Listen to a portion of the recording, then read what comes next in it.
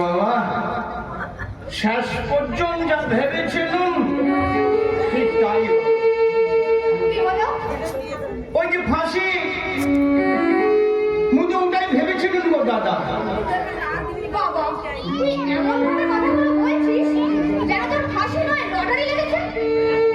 হ্যাঁ গো কেষ্ট দাদা, মুই তো প্রস্তুত ছিলাম ফাঁসির জন্য। আর মুই বাচ্চা থেকে কি করবো বলো কেষ্ট দাদা? বাচ্চা থাকলে মোর বউয়ের কথা মনে পড়বে, মোর পোলার কথা মনে পড়বে। লাই গো কেষ্ট দাদা, বউটাও লাই। যেদিন মোরে পুলিশ ধরে নিয়ে এলো সেই দিন থেকেই ওর কানের সামনে পাড়ার সবাই বলাবলি করতে থাকলো, তোর বর যা অন্যায় করেছে ওর ফাঁসি হবেই হবে। তুমি বলো কেষ্ট দাদা, ওর চোখের সামনে ওর পোলাটারে বিষ খাইয়া মারি দিল।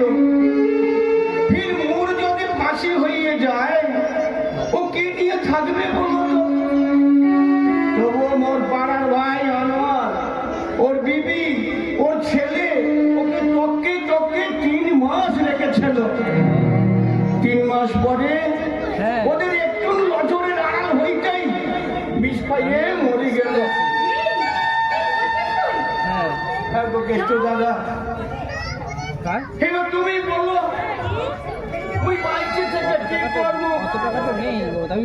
বাচ্চা থাকলে জেল থেকে ছাড়া পাবার পরে যখন ঘরকে যাব, ঘরে যে পাশে তাকাইবো আধার দেখবো না, জেল নাই বোঝাই নিজেই গলায় দড়ি দিব কেন? ওই সরকারি দায়িত্বটা নিয়ে নিল। দুঃখ শুধু একটাই গো দাদা, অনেক কম বাকি রইয়ে গেল।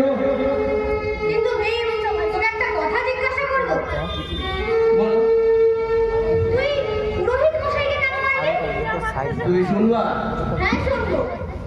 শুনো, একদিন কাম থেকে ঘরে ফিরতেছি, পথে শুনি মোর পোলার মুখ দিয়া খুন উঠতেছে।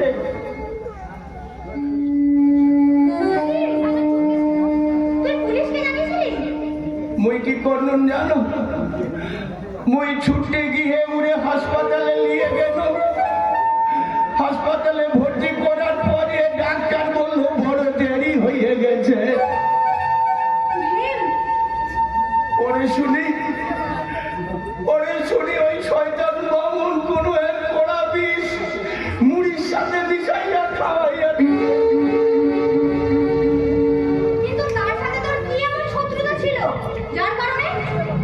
মোর বউ। হ্যাঁ গো, মোর বউয়ের প্রতি ওই বামুনের কুল নজর ছিল গো দাদা। আর মোর পোলা ছিল ওই শয়তানের শকুনের পথের কাঁটা। গায়ে কে শুনবে গো মোদের কথা? মোরা গরিব মানুষ। পুলিশ মই টাকা গো দাদা, টাকা। বর্তমানে টাকা যাদের, পুলিশও তাদের, আইনও তাদের। তুমি রাগ করো না কেষ্ট দাদা, কারণ তোমার রাগ হবে মই জানি। আর তোমার তো আইনেরই লোক বলো। আচ্ছা কেষ্ট দাদা,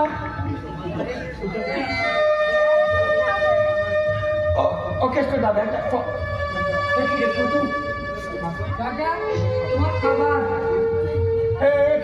তুই এখানে লিখে নে। আজ তোর আব্বা আইলো না?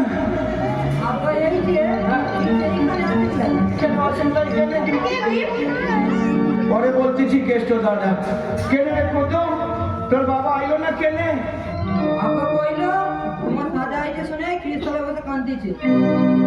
আজও তোর বাবা আইলো না? তুই কাজ কর বাবা, তুই একবার খানি তোর বাবারে গিয়ে বল না যে চাচা তোমার একবার খানি দেখতে চাইছে। তোর সাথে তো তোদের সাথে মোদের তো আর দেখা হবে গলাই রে। আর রাতের বেলা মুখে নিয়ে চলে যাবে দূরের কোন জেলখানা। তাই তোদের সাথে আর মোর শেষ দেখা জানো বাবা। তোর বাবারে একবার দেখে দিয়ে আয় না। কত সুন্দর একটা সুন্দর ছেলে, কিন্তু ওর হাত কাটলো কি করে? ওটা কে রে? ও মোর আনোয়ার ভাইয়ের ছেলে। ও যে তুমি দেখতে আসতো তার ছেলে? হ্যাঁ গো দাদা। ও কিন্তু ওর হাত মোর জন্যে তোর জন্যে? মোর জন্যে ওর হাত কাটা গেছে। মোর পোলাটা ওইভাবে চলে যাওয়ার পরে আনোয়ার ভাই বললো, বিন দাদা তোর তো পোলাটা চলে গেল, তোর পোলা আর মোর পোলা দুই বন্ধু ছিল, আর তোর পোলারে হারিয়ে ভাবি যেন কেমন হয়ে গেছে। তুই এক কাজ কর না, তোর যদি কোনো আপত্তি না থাকে তাহলে মোর কুতুব ভাবির কাছে থাক না। তারপর তারপর ঠিকা ও মোর বিবির কাছে থাকতো জানো। ওর তো মা নাই, ও মা পেল, আর মোর বউ ওরে পেয়ে ছেলে মোরার সবটা ভুলে গেল। তারপর একদিন কি হলো বল, থামলি কেন? শীতের সকাল, মুই গড়াইদের খেতে ধান কাটতেছি, এমন সময় দেখি ওই ছোট কুতুব চাচা চাচা বলে উর্দু মুখে চুট্টি চুট্টি মোর পানে আসতেছে। তারপর মুইও ছুটতে ছুটতে ওর পানে গেল। কি বলবো দাদা গো, গিয়ে দেখি বেচারিটা নাম নাই, রক্তে শরীর ভাসে যাচ্ছে।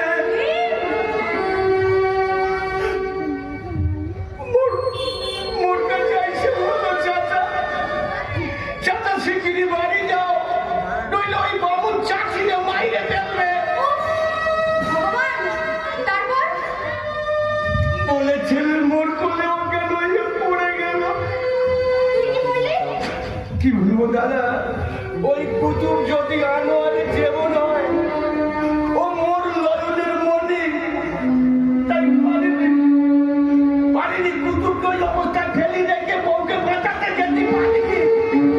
তারপর কুতুবকে কাঁধে নিয়ে ঊর্ধ্বমুখে ছুটতে ছুটতে যখন হাসপাতালে ভর্তি করি, মুই ঘরকে গেছি, গিয়ে দেখি ওই শয়তান জনার্দন চাটুচ্ছে, মোর বউরে চিনি করে খাচ্ছে।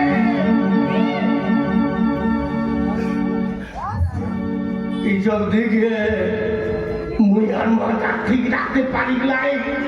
যে হাসুয়া দিয়ে ওই শয়তান মোর কুতুবের হাত কাটিছিল, ওই হাসুয়া দিয়ে শয়তানটা ঘর থেকে মুন্ডু আলাদা করে দিচ্ছে। এই অপরাধে তোর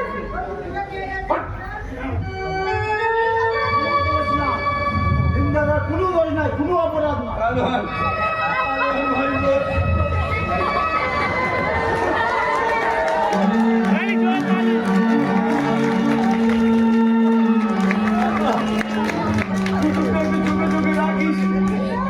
চোখে চোখে রাখিস কুতুবকে। তুই কেন দেখবো? তুই দেখবি না? মই মোর সাথে তোদের আর শেষ দেখা রে। শেষ দেখা বললেই হলো। ওকে, বলো না, এর কি কোনো উপায় নাই? উপায় আছে। কি সেই উপায়? এই রায়ের বিরুদ্ধে উচ্চতর আদালতে আপিল করতে হবে। আপিল করতে হবে, সে অনেক খরচের ব্যাপার। হোক ভালো, ওই মোর জমিটিরে ঘর বাড়ি সব বেঁচে দিয়ে বুঝতে তোরা কোনো সব দিন দাদাকে তবু এই অন্যায় মেনে নিতে দেবো না। দাদা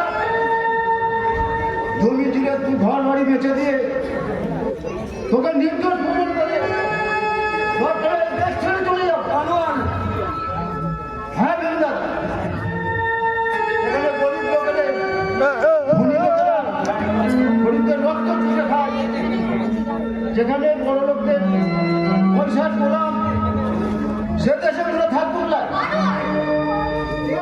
ওদের বদর আছে, ওদের বদর শুকায় যায় না, যেখানেই যায় না কেন দুপুরো খেতে বদর কাটে আনোয়ার, তোদের কিছু করতে হবে কি রে ভাই? এই কথা তুই একটু শুনেছিস রে, কিন্তু মুই তোকে কিছু করতে দিই নাই।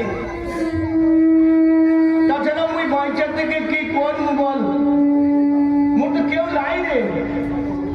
সাতটা বলার মতো কথা বলি যে ভীম দাদা, ধন্যবাদ। তোর কেউ নাই? মুই, মোর বিবি, তোর কুতুর, যাদের তোর ছেলে স্কুল পড়াশোনা করছি, ধন্যবাদ।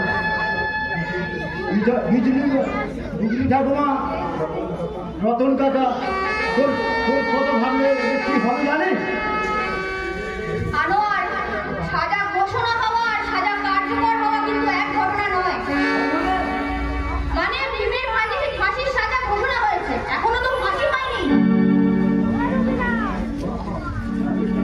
দাদা দাদা, আমরা যদি হাত ধরে বসে থাকি তাহলে সে কথা ঠিক, তবে তোমাদের এসব কথা শুনে আমার মানব চেতনা জেগে উঠেছে। এতদিন শুধু চাকরি করেছি, আর হাত আর চোখ বন্ধ করে আমি কামে লাগছি। এখন মনে হচ্ছে শুধু চাকরি করাটাই জীবন নয়, মানুষের পাশে দাঁড়ানোটাও প্রয়োজন। যদি প্রয়োজন হয়, আমার এই মানবিক হাত আমি বাড়িয়ে দিলাম।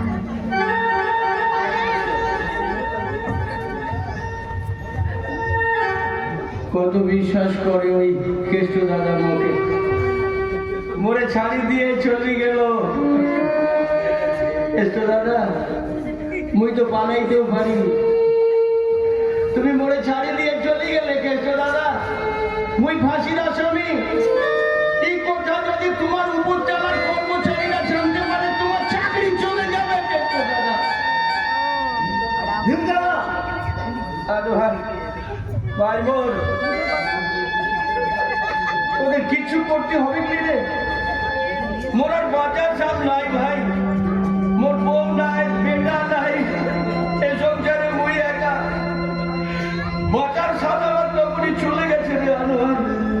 শুধু তোর কাছে আমার একটা আবেদন আছে ভাই, ফাঁসি রেখে যখন লোকে জিজ্ঞেস করবে মোর শেষ ইচ্ছা কি, তোর পুতুলকে একবার দেখতে চাইব। বললে আমাকে দেখতে দিবি তো? দাদা, মুই মোর পুতুলের মুখ দেখতে দেখতে হাসি মুখে ফাঁসি কাটে চলে যাবো রে আনোয়ার। হাসি মুখে ফাঁসি কাটে চলে যা।